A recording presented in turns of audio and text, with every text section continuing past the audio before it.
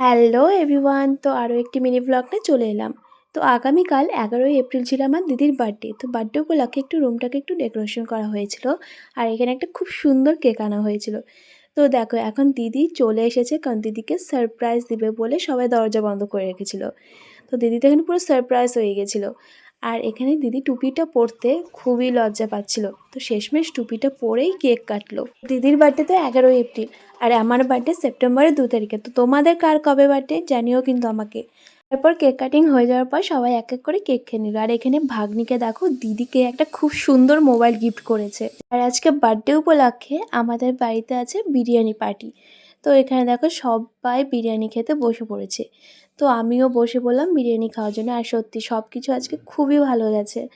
তো আমি বিরিয়ানি খেতে থাকি, তোমরা ভিডিওটি দেখতে থাকো। আর যদি ভিডিওটি ভালো লাগে তাহলে একটা লাইক করে দিও। আজকের জন্য এই পর্যন্ত, দেখা হচ্ছে অন্য কোনো মিলি ব্লগের সাথে। টাটা।